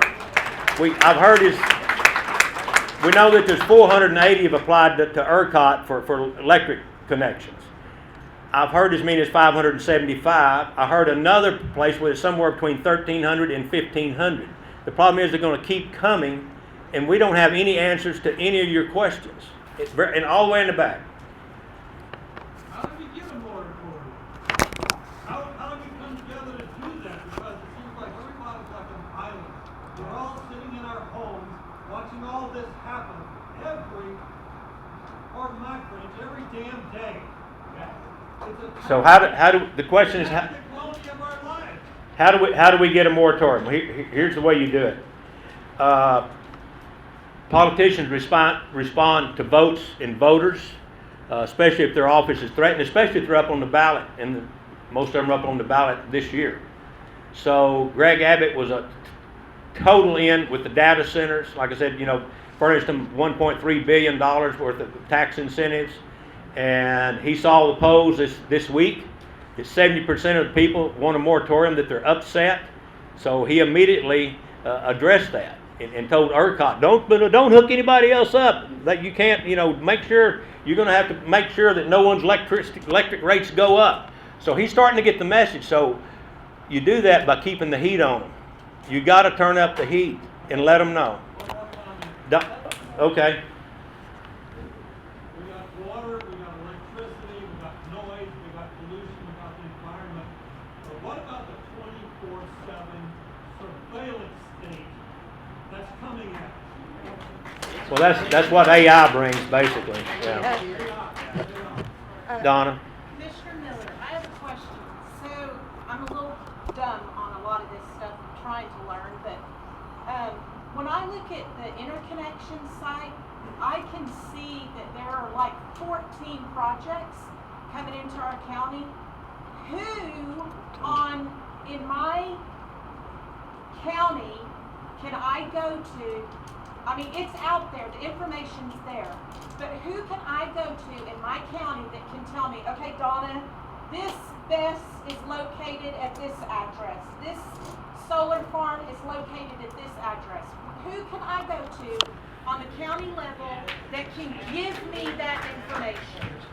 Well, unfortunately, that's why we need the moratorium. I don't believe that information you can go pull up online. It's just not there. But isn't there? It should be. It absolutely should be. Somebody in my county? I mean, I don't think so. They brought the business in, didn't they? They signed contracts you could go to a lot of work. You could go to the TCEQ and search your county for air quality permits in the last 12 months, and you could find who all has applied or pulled up an air quality permit, and that would give you a pretty good idea, because all of those have to get air quality permits. Okay. But that's the only source that I know of. We're going to have one more question for Mr. Miller, and then we're going to let him leave. You pick, because there's 2 or 3 out there. We're going to go right there. Yes, sir. Yes, sir. You're going to have to speak up. Or come up here. Come on. Sid, I live in Buckeye, okay? And the Duffy Field is right across from our property, which is the solar farm, the battery pack, and probably a future data center, because there's no solar panels going on. 350 acres, right in the middle of it off the state highway, but the LCRA canal running through it. I have a plat, and there's no explanation that I've seen that's feasible and why they didn't put solar panels. They're perfect spot for them, right? So there's probably a data center coming, but nobody's talking, okay? And that's a significant data center.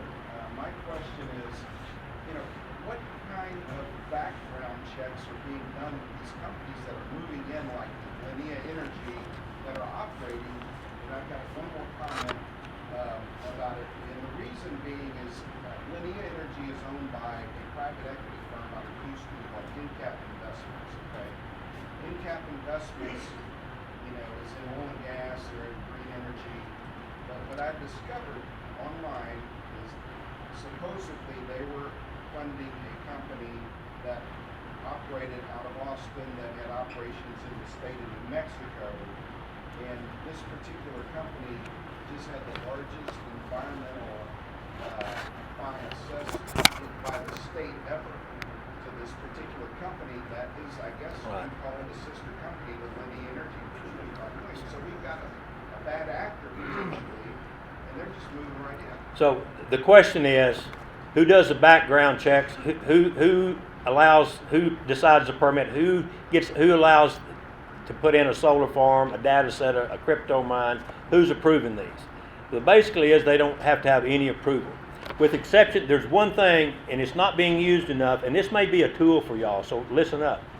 In 2024, Congress passed a law that any company that deals with national security, whether it be an AI data, the grid, all of those items you just mentioned, could not use any parts or components from China. And other countries. And there's several other countries on the list. So I don't know that you can get a circuit board or a microchip that's not made in one of those countries. So that would be an arrow in your quiver to shut them down. You would have to raise that. So the Lone Star Infrastructure Protection Act. This gentleman's going to get up here and give you more details on it, because he's whispering in my ear stuff that you need to know. And if he doesn't, check with him afterwards, and he'll get you the details. Thank y'all. God bless you. You've been very good. Thank you. Thank you. Thank you.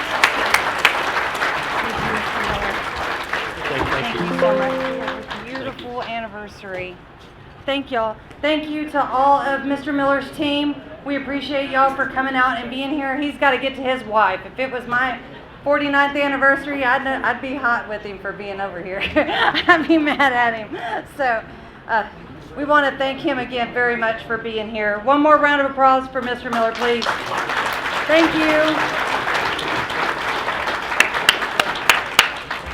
Now, guys, y'all tell me what you think. Maybe we just, the mic doesn't go very far, so we might have to put y'all in chairs up here, maybe point it, or do y'all want to do it individually? I was just trying to help Mr. Miller get out faster. That's all I was trying to do.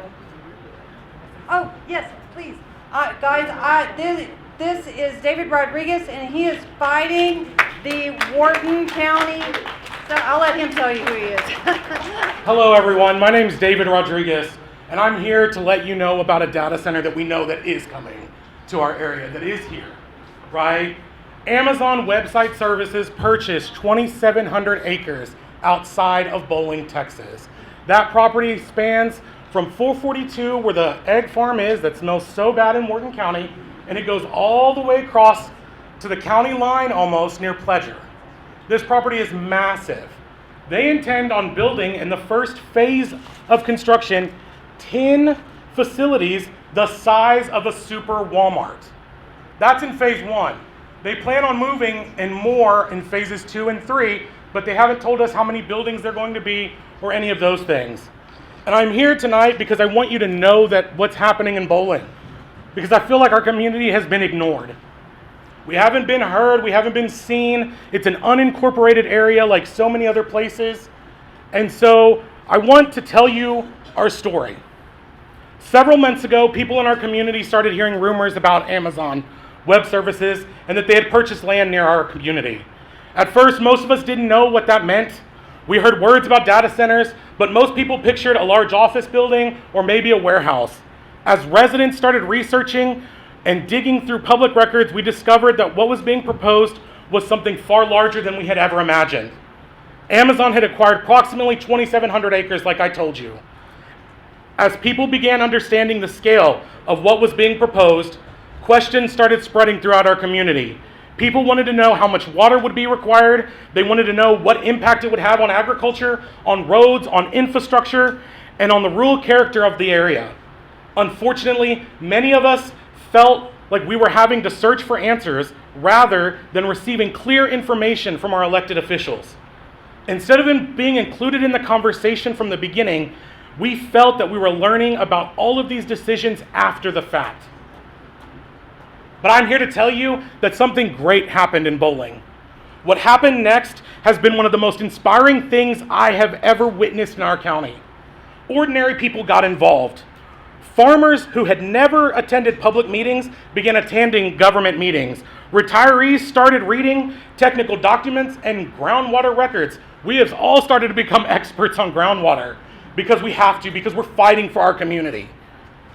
Parents began asking questions about what kind of organizing, what kind of community their children would inherit. Neighbors who had never met before started organizing meetings and sharing information. What began as a handful of people, there was only 3 of us at the first meeting that we organized. We have grown to be huge. One of the biggest concerns was water for us. All of us know the importance of water, whether in agriculture or in just domestic life. That concerned so many of us that we attended our groundwater district, our groundwater conservation district, which is the Coastal Bend Groundwater Conservation District. Before this project, most of us had no idea this organization existed. We didn't know where it met, and we didn't even know what time they met. But we found all of those things out, and we showed up at that meeting, and Amazon had proposed 4 permits that day. 2 of them were already administratively approved. But because we were there and we voiced our concerns, we were able to contest those wells. And they weren't able to drill those 4-inch wells. Our small group took on Amazon and we got their wells tabled. Now we're in a contested case hearing, so we're learning all about those things and we're choosing to represent ourselves because we know we can do it. Our goal necessarily may not be to end them and stop them because that may be hard. It's Amazon, guys. But our goal is to slow them down, to make our place undesirable for them to come to, and to tell them and let them know that we are here and we are watching. And we are in the fight against Amazon. So, thank you to everyone for being here. If you want to get organized with us, we have signs in the back. You can pick up signs. Please, if you live in the Pledger area, come out and see. Come get some signs. We have flyers as well, so if you see me, get them. You can scan them. Join our fight on Facebook. You can come to our meetings. We have a list of all of our meetings, so please come there. Thank you. Thank you. Thank you so much, David. Because anything that happens in Morgan County is going to affect us also. Don't forget, guys. So we're going to continue with our Q&A, and we're going to have Mr. Clayton Tucker come up. Thank you. Woo! Applause, y'all. Come on. Alrighty. So, questions. Who's next? Questions? Yes, ma'am. Okay, I have a simple question. How have these artificial intelligence data centers become so big, so massive, and we're just now really hearing about it and hearing the massive impact that they can have on our environment? Mm-hmm. I mean, how are they getting away with all this? So that's a fantastic question. Is basically, where do these data centers come from? Why are they being built? Why is it so fast? And why are we just now hearing about it? And why are they getting away with it? The short answer is money, but we'll give a little bit more detail than that. So a lot of these data centers have been in the planning phase for about 6 years. Now they are fully hidden with NDAs, those non-disclosure agreements, but if you really do the digging, they've been planning this for a while. And it's my opinion, one of the reasons they're doing it is because this is a bubble. That this is just like the dot-com bubble. Because you remember in the 1990s when internet was becoming a thing, and they're like, oh, the internet of the 1990s, it can do everything. When, we all know that it really couldn't. So what they did is they started building out all these fiber optic cables. That was fundamentally what the AI bubble, or the dot-com bubble of the 90s was. They built all these fiber optics. And here's the big difference. Fiber optics, while building it, yeah, it can be a nuisance as they're building them. I'm not going to say they can't be, but they don't fundamentally take our water. They don't fundamentally jack up our power prices. They don't harm our cattle. They don't create AI surveillance states. They don't create any of the other issues. These data centers on the other hand, do. So they're a bubble, they know they're a bubble, and they know the bubble's starting to burst. And the gentleman was asking about moratoriums and how do we get it. The simple fact of the matter is they're about to have a moratorium imposed on them whether they like it or not. Even if it's actually not from us, because they're a bubble, as I mentioned, and that bubble's starting to show signs of bursting. Here's a fun little fact. So to create the computer chips they need to build these centers, you have to have helium. Only 2 places in the world create helium. Texas and Qatar. Qatar got bombed. They're not creating any more helium. The war could end today, the strait could be open tomorrow, it could be sunshine and butterflies, and it's still 6 to 9 months before they get any helium. They literally are about to not have computer chips. They are going to be building hollow buildings soon enough. So that bubble, if we can delay them, we can stop them. Delaying them 6 months, delaying them a year. That's probably all it'll take. Now, if anyone has a crystal ball and can tell us exactly when this bubble burst, that would be fantastic. Then that would give us a timeline. But the short answer, it's a bubble. Wall Street is funneling so much money into this, and they're just trying to get as much money as they possibly can. And they've been hiding it because they knew no one was going to like it. But, I mean, like, how are they getting away with the water needs and stuff? Oh. There's got to be restrictions. There were, so the question is, how are they getting away with it? So one of the reasons they're coming to Texas is because they can get away with it. I was talking to this one guy. Ever since I started running my mouth about this, we've been getting calls from a lot of other states, and this one gentleman from Minnesota, the land of 10,000 lakes, called us, and he's like, oh, thank you for fighting the data centers. We've been fighting them for a long time. And out of curiosity, I asked, well, how did you stop them? Like, what language did you use? It's like, oh, we didn't have the water. Like, if the land of 10,000 lakes didn't have the water, And the simple fact of the matter is, I'm going to call a spade as I see it, our water laws are very, very antiquated. They're not up the code. They're not up ready. Gentleman agrees. And the fact is they are getting away with it because legally they can. And until we change that law, until we put to make sure that we protect local Texans, people who live here, people who farm here, people who grow up here, until we can put their needs first, they're going to keep doing this. Rule of capture. Rule of capture, yes, sir. Yes, sir. Okay. One of the things I'm proud to say I bullied our state senator at the time into saying that that the Lower Guadalupe Water Supply Project was a no-go. He was the chairman of the Texas Senate Natural Resources Committee, and he said under no circumstances will this project pass the state Senate unless there is a citizens forum of everybody affected up and down the entire the entire Guadalupe Basin. All of the counties became stakeholders. We were stakeholders in this. Everybody in here is a stakeholder. And they had to form, they spent a lot, bless their hearts, they spent a lot of money giving swag bags and everything else to all of us, notebooks with all of this information and each other's information. And how do we force stakeholders forums so that all of us have a say in the projects? This is not just the Lower Guadalupe Basin now. This is all of Texas. Mm-hmm. We're not talking about a $1.2 billion project. Like I said, we're talking about trillions.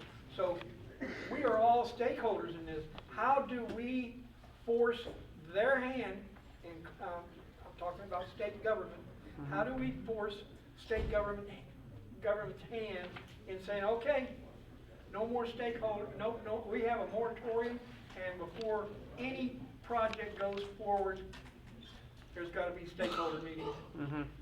How do we do So, that? I have some exciting things I learned recently about this. So the question is basically, how do we force a stakeholder meeting, the people who are affected? How do we force them to actually meet with us, and whether that is to delay or to force accountability, basically how do we force them to meet? So there are two things happening right now. One near Waco and one near Kerrville. The Waco one's about a data center. The Kerrville one is about a BESS system. Has anyone here ever heard of the term Ag Development District? All right. So it is a little part of the Texas Agriculture Law, Chapter 60, that has not historically maybe never been used, but it's something that we and some other folks recently found. And it basically says that if you can find 10 property owners, they have to be property owners, and they're around a data center in this case. They don't have to be physically touching, they just have to be around them. If you get 10 of them to sign a petition, and again, the Waco folks, they have their petition, they're getting signers right now. If you get 10 of them to sign, you go to your county commission and you can create an ag development zone, which gives them some zoning powers. Or they could force these data centers, or the solar folks, or the BESS folks, or whoever who's being irresponsible, it kind of applies to anyone, you can force them to meet with the ag development district to be honest, to actually say what they're doing, because half the time they lie anyway. So you can actually force them, at least in theory, to be a little bit honest. I still really wouldn't 100% trust them.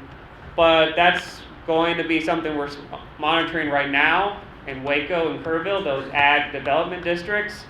We're learning exactly how that works. We'll be creating templates of how to do that in this county. So if there's 10 folks here who own your property, That is a bad deal. A bad deal? Yes. Okay. Trust me, you're giving if you create one of those, you end up signing over your rights to the county, and they can come in and eminent domain your property later. Do not go that route. Trust me. That is a good thing to know. Yeah. So the gentleman said apparently more research is needed. So this is why I haven't really talked about it on social media for folks who watch me. But it could have some problems, so I really appreciate you. We looked into that for Leon County and very quickly discovered we would be giving up eminent domain rights. That is fascinating. I'm going to let the Waco and Kerrville folks know. Repeat that eminent domain. Oh, so the gentleman said that there could be a fundamental flaw, quite possibly a fatal flaw in this, is that if this ag district goes through, you could lose eminent domain protections? You would, yes, because you're essentially signing your property over to the county. That's right. So, okay. Yeah. So you could lose eminent domain protection. So we're going to really, really double check that. Yes, please. And if that's the case, then we'll have to figure out Plan B.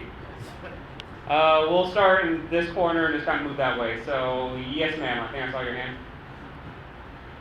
Our county, Austin County, is working on a 391 agreement with the county. I haven't been able to research what that is. Are you familiar with that, or what it accomplishes? I have a whole bunch of dockets to read about the 391s a little bit later. So if you have some more information, you'll probably be a little bit more accurate than I can be at this time. Do you want me to go? Yeah, we're on the topic, so. So those are both good. Yeah, come up here and All right. I'll hand you the mic. Okay. So that's a double-edged sword.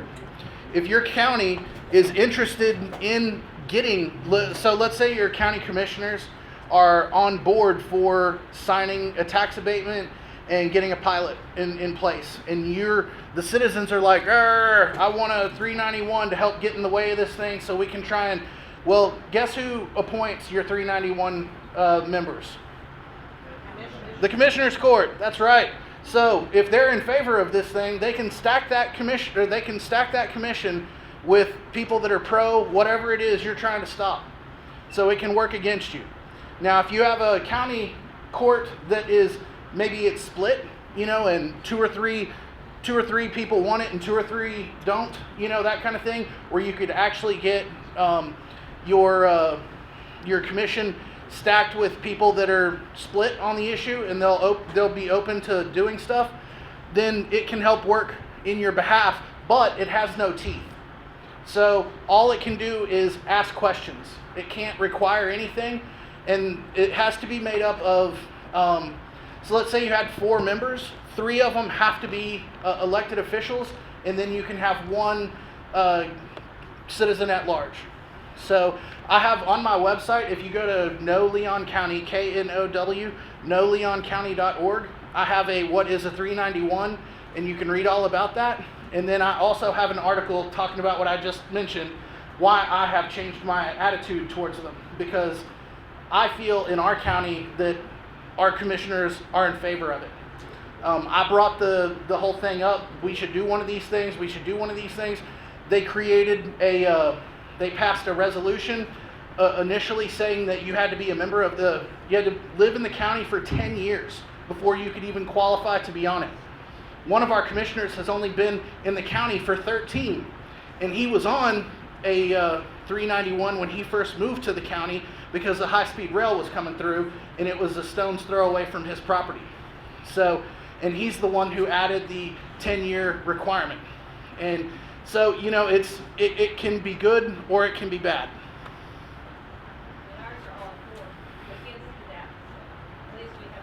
So yours are all against it? Okay, then it could maybe work for you, but all you can do is get, again, it just doesn't have any teeth. It gives you some elected officials who can make requests to like TCEQ whenever permits are filed and stuff, that they have to contact that commission and let them know, which is helpful, but you know, there's just no teeth. They can't force anybody to do anything. Sure. Yeah, thank you. Yep. Yes, sir. What have you done and what do you plan to do about helping people get informed and organized?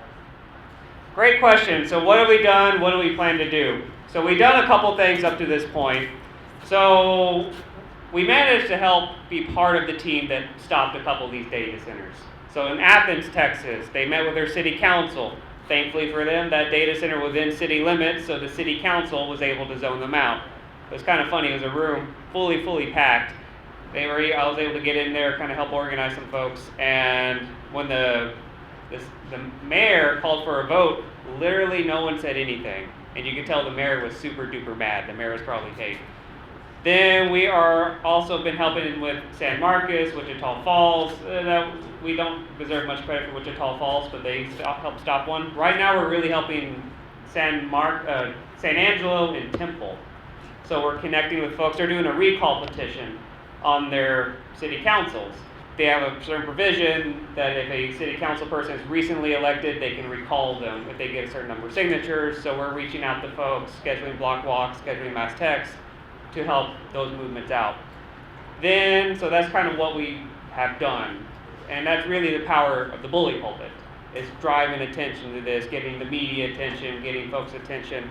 And we're continuing this. I mean, we're doing events like this. I go to multiple town halls a week at this point. And of course, I know not everyone's on social media, but we do post quite a bit there. But just really going, meeting folks where they're at, trying to give them an honest, assessment of like, here's the facts as we know them. We've been talking with other farm groups, other groups to try to get them on board so we can build that mass coalition. So, and again, we're doing all this and I'm not even elected. So, if elected, hopefully we can do a whole lot more. Yes, sir. Good evening. I came down from Houston because I care about this issue, and I want to applaud everyone for being here. I've done school board advocacy, and so I know how hard it is to organize locally. But this is like such a big issue, and it's a statewide issue, and it reminds me of things like the civil rights movement, where you had massive nonviolent civil disobedience. I think about opposite to like the pipelines, people getting arrested. I mean, why can't people just go outside the governor's mansion and stay there until he calls a moratorium? Yeah. Is there a role for that type of action? If they keep steamrolling us, that will be coming. I am telling you, the amount of anger, the amount of rage, honestly, that I'm seeing. Because ideally, look, no one's going to fix our backyards but ourselves. I mean, that's just the fundamental truth. It would be super convenient if Congress, actually did something useful for once in its life and passed a moratorium. It would be great if the state government did. But at the end of the day, we are responsible for our own backyards. And it might have to come down to protesting in Austin. We've done one little protest. I'm talking, it was, oh man, I feel like that was December-ish. So like probably going to need to do more. We're going to need to do more of those demonstrations, really build that movement up. Because if they're going to keep ignoring us, well, when we're right outside their office, they ain't ignoring us any more then. It's a fantastic question. Yes, ma'am. You need to have your state congressman and state senator's phone number on your telephone, and I had the governor's phone number memorized. That's fantastic. So she was saying we need to make sure we know our representatives, state, all the way federal. And look, contacting those folks really does a lot. You know, one of my, I mentioned I have a farm in Lampasas, and one of the things I use to pay for that farm is I do a lot of work with international trade, usually trying to get Congress to make sure our trade deals are not rigged against American people. And we have to do that, just that kind of work. We have to find, usually it's a congressperson in a different state, honestly usually along the West Coast, who we usually have to pester the most. And we'll just find local folks who are mad, who just don't want our trade rules rigged against us, get them to contact their congressperson. And look, 5 or 10 angry phone calls is usually all it takes. You know, it doesn't take a whole lot. It takes just a little, takes 15 seconds. Their staff are always pleasant. They're not always pleasant to me, but towards me, but they'll be pleasant towards y'all, I promise. So, yes ma'am, in the back. Good question about water. Talk about closed loop system, where they take in the water, they keep it and it circulates, and then there's open loop.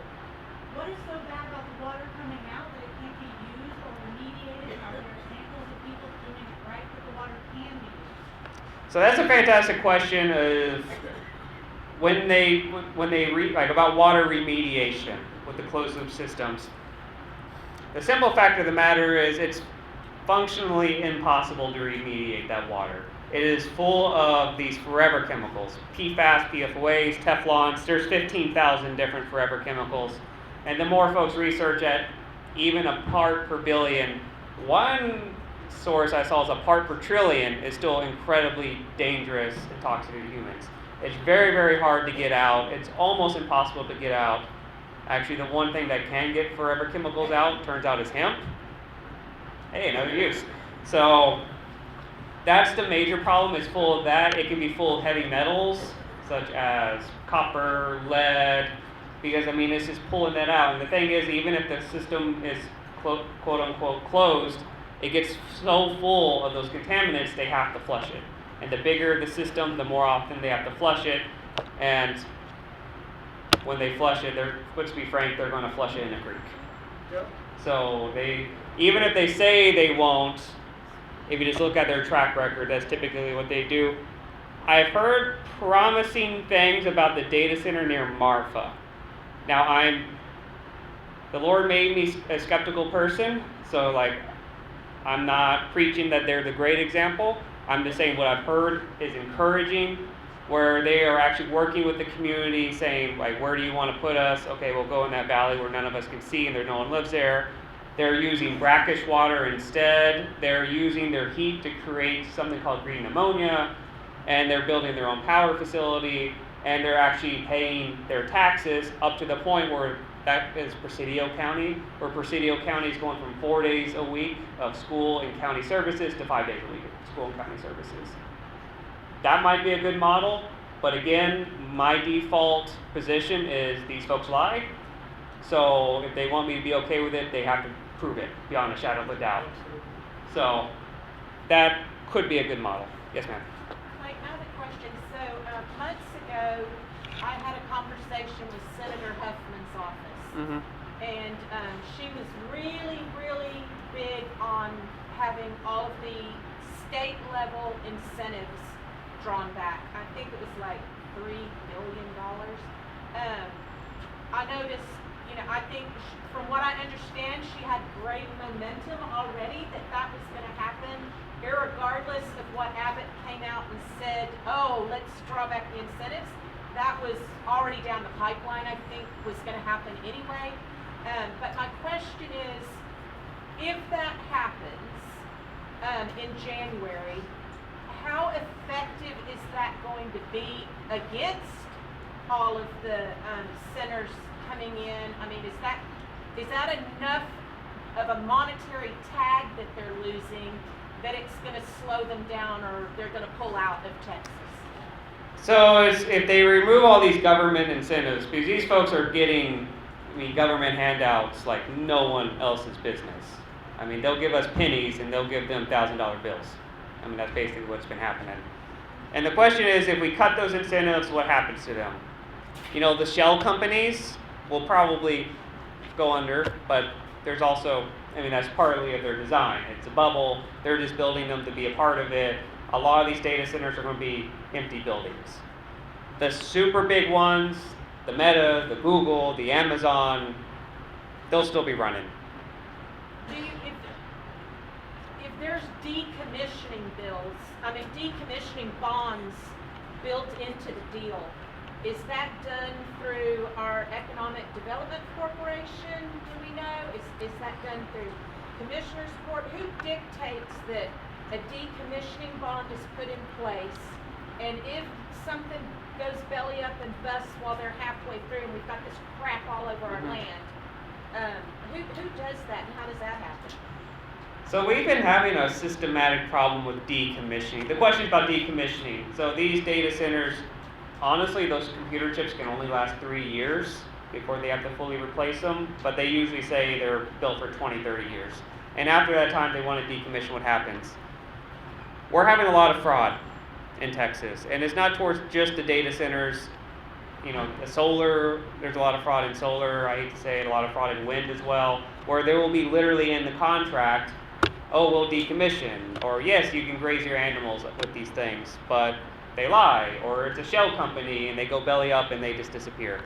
So from all the stories I've heard from farmers, particularly out in West Texas, where it's really bad, that fraud, I'm very, very skeptical of anything that anyone says about decommissioning.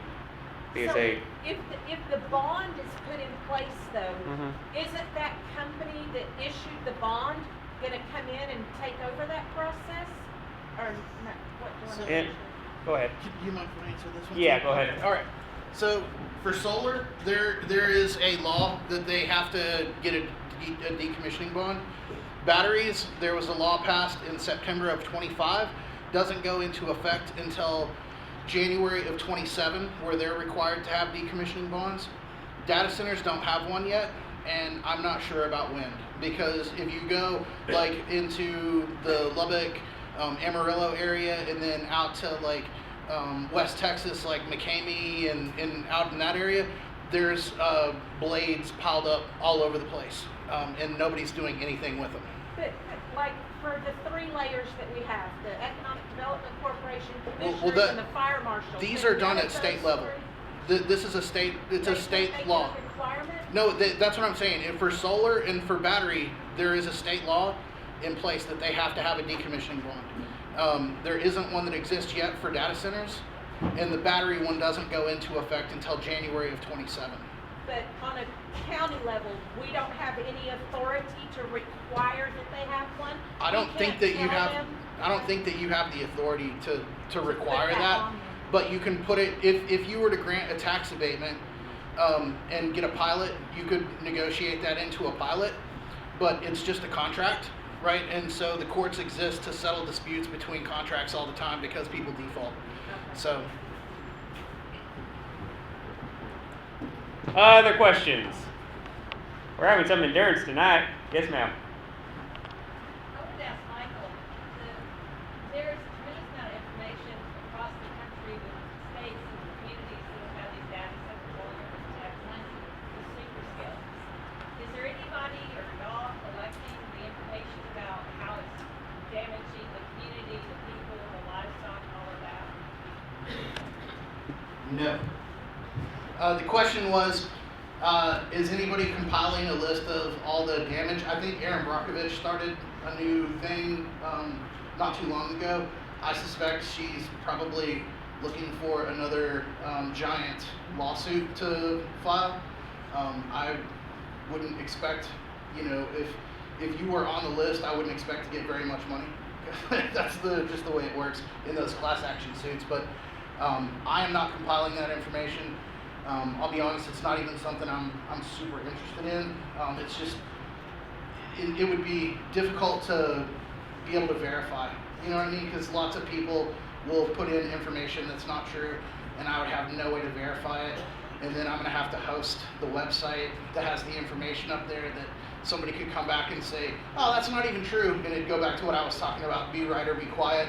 And so we choose be quiet on that front because I just have no way to verify it. One other statement. And we've all asked, how do we get this stopped? What do we do? Right now, we have people running, a person running against Abbott, somebody running against Paxton, and obviously our AG. Like I say, it's not a red or a blue. I have people say, oh, but I'm not going to vote for them because you're not Republican. Whatever. That is an appointed. This is our one chance in the next 4 years.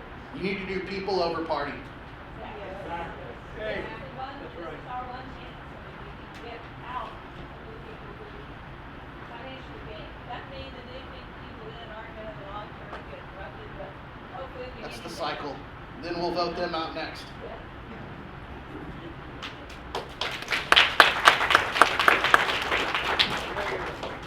Other questions?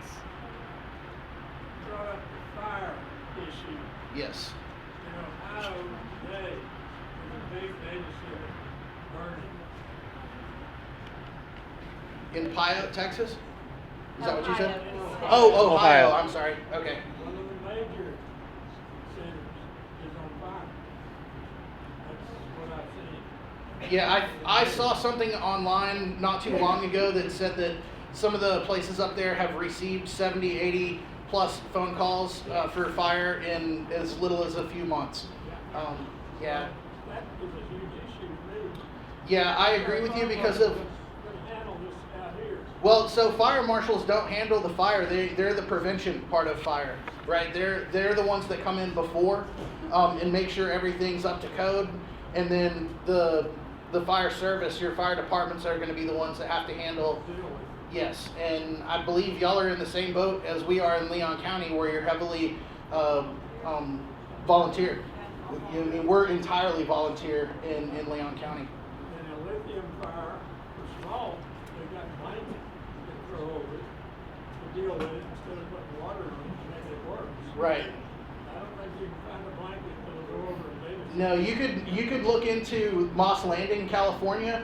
They had a huge battery fire there in January of 25. It burned for weeks. They got it to go out, and it ignited right back up again and burned for another few weeks. They've been dealing with the cleanup for over a year. They're still at least 18 months out from having it, whatever they call fully cleaned. That issue alone is extremely serious. Yes, sir.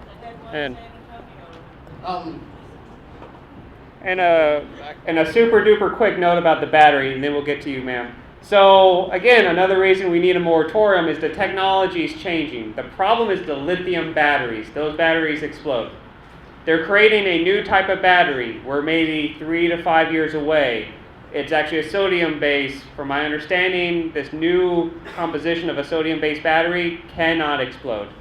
So, I mean, again, not against progress per se, not against economic development, but what they're doing is irresponsible. And if even a 2, 3, 4 year delay can do absolute wonders. So I just wanted to throw that in there. Yes, sir. I just wanted to speak to the fire department issue. I'm a member of the Sergeant Fire Department, and I will tell you, we do not have training to fight fires that are not house and grass and car fires. Even car fires we have some difficulties with. You probably do not know, as a county resident, that your volunteer fire department, every part of this county is covered by a volunteer fire department. The county gives $2,500 a year as the base support. However, I do want to point out that our county is awesome because they own almost all of that equipment that fights the fires in our county. They maintain the licensing of those vehicles, they maintain the insurance of it, they help provide insurance for your firefighters, but they cannot simply afford to make sure that every volunteer fireman can go out and fight a fire where if you put a little tiny piece of lithium into a bucket of water, you will have a gram of lithium, as a chemist, I can tell you, will actually create an explosion, just like dropping it in, no closure, nothing, that will actually reach 10 feet in the air and 6 feet wide. I used to do it as a chemistry teacher, okay? Lots of experience with that little explosion, 1 gram of sodium, okay? They're talking thousands of grams of sodium, kilograms upon kilograms. Yeah, they're So 40-foot shipping I just wanted to point containers. that out. Your fire department loves you. They're going to take care of you. Your county's trying to take care of those fire departments. But we only have so much county tax to cover supporting those fire departments to fight those fires. Do y'all have an ESD here? We do not. We do not have a single ESD in our county. Eek. Get an ESD for them. Guys, we're starting to get close to time. I'm going to let the guys decide how much longer that they want to answer questions. We've hit 8:30. We can go. I have one housekeeping request. We're gonna put the racks out at the back of the door. If everybody would kindly just grab 2 chairs, that would be so awesome. Just put them on the racks. But we still have. But yeah, We're not closing up yet. We just wanted to get y'all thinking about. Yeah. We're about to start closing up. Last call is. I see a question over there.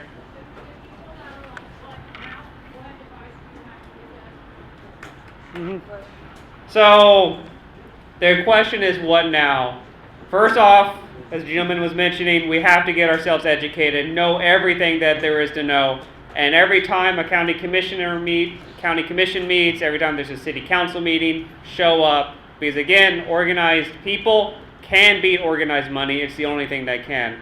So spread the word, convince more folks. We outnumber them. I guarantee you we outnumber them. We just also have to be organized, which is why meetings such as this, and y'all staying, I mean, y'all are troopers. Y'all are staying for, a really good meeting, I feel like, and y'all are hanging in there. So this is so valuable.